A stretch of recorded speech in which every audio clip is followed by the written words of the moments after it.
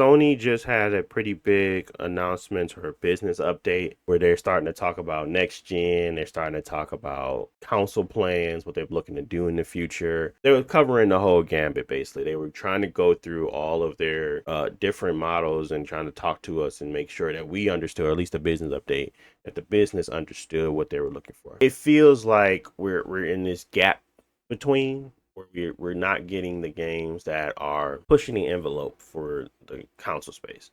And that's okay. We don't have to always be pushing the envelope. We can just be playing good games.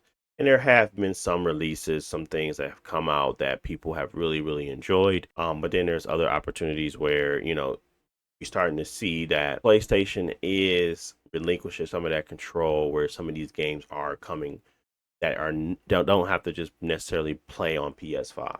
Granted, the experience on PS5 has been really, really great.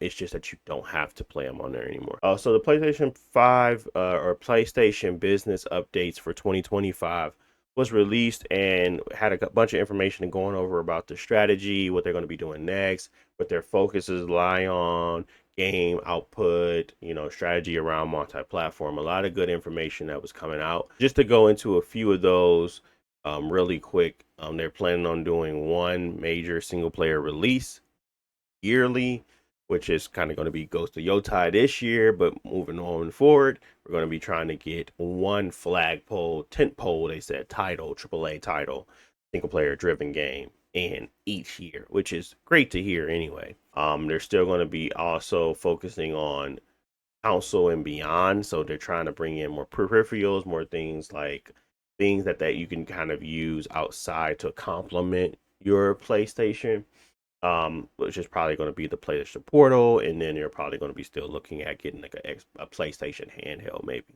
They used to do it all the time, and they were great at it. I don't know why they stopped. But let's move into kind of what the meat of this is, and talk about their strategy around multi-platform.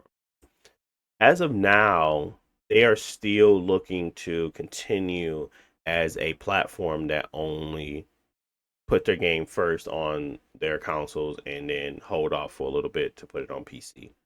Um, I agree with this strategy for now. I agree with the strategy simply because there is nothing that is stopping me from just buying a PC. And I don't want to bring up PC in this conversation, to be honest, because they just feed two different markets. But as stuff continues to grow in price and things like that, people start to look at these consoles as if they're extreme luxuries. And if in order to get your gaming fix, you have to start to look at your PC that you use for work as a opportunity to kind of switch it and change it into something that can game as well. People will do that. Do I think it's going to be overnight? Absolutely not. Do I think the console market is still the biggest market for gaming in general? Absolutely. I still think that Steam has a lot of gamers. Of course, they have the bigger numbers. It's just that it's a different when you're looking at people that are actually going to purchase and consume games in a regular manner. PlayStation is still can and will have success with this model of not putting them day and day on PC. It really doesn't benefit them as much as it would have benefited like their competition. I do think them actually putting in the time and effort into a strategy that works for them and their profit is the best way to go about it. I don't think following Microsoft's lead is going to be the best route for Sony. Microsoft is in a different game at this point. They're a big publisher, and all they got to do is keep publishing their games to stay profitable.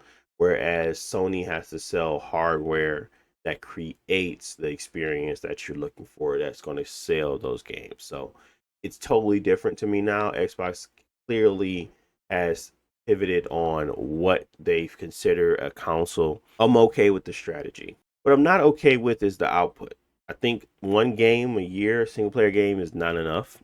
Um, I'm gonna just keep it a band. I think that the multiplayer games that they have been creating and generated haven't been up to snuff. It's gonna be a tough little bit for PlayStation.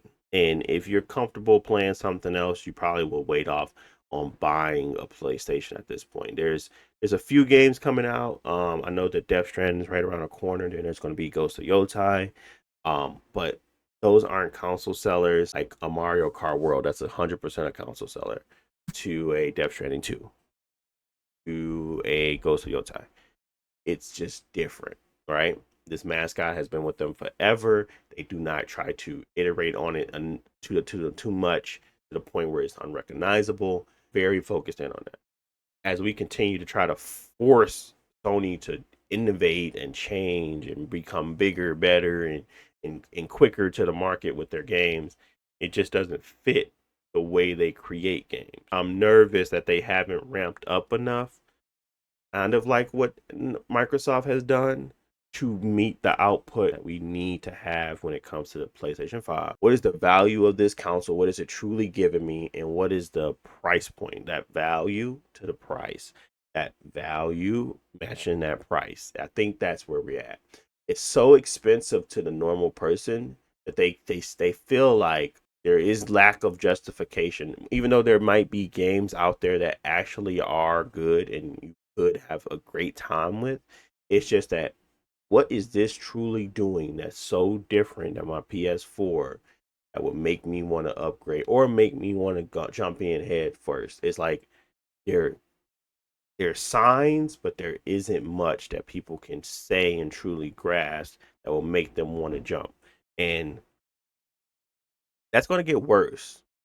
Same thing with iPhones. It's like, yeah, it was really cool to get the new iPhone every year until you realize that those iPhones can last 3 or 4. Don't need that iPhone every year. It's a model that's going to continue to lose as the consumer gets smarter. How do you meet them? And granted, yeah, Xbox has made their way. They have made a way to meet the consumer. It's it's really now about Sony and Nintendo and how they want to meet the consumer. Um, I do think streaming is going to be super popular. I do think renting games are going to come back in a heavy way. These are all tactics in order to continue to keep afloat the business as people start to transition from buying everything to buying some things to having to really choose between games as they go out and buy. To really have to pick and choose. Like, maybe I'm only going to play one, two games a year. Maybe I'm going to buy this subscription over here and I'm just going to use that as my gaming source. Maybe I'm not going to game as often as I. These are real decisions happening every day. And as time goes on and as prices get higher, they have to figure out a way to accommodate the users that are, one, fueling their pockets, because it is not just the premium users that buy everything. It's not them. It's the people that's going out, spending their hard-earned cash on their favorite console for their favorite experiences. And if they are not seeing the value in those experiences outside of, Madden every year, 2K every year, Call of Duty every year, it starts to seem like, well, what did I buy this whole thing for? Did I just buy to play Madden? So those are real questions that they need to answer. And I don't think right now they have. I am looking forward to a few games. But again, if they do the $8 prices as well, very different story for me about if I'm buying those games day one, if I'm waiting for a sale. So it's truly changing how the consumer approaches gaming. And I don't think it's just a few of us, it's a lot of us. So PCs are becoming more popular. And again, Sony, your users are getting smarter. You have to figure out a way to pivot. Can't just leave it like it was. Pretty much it, though. Thank you guys for listening. If you enjoyed the content, don't forget to like and subscribe. Let me know what you think in the comment section below, as always. And until next time.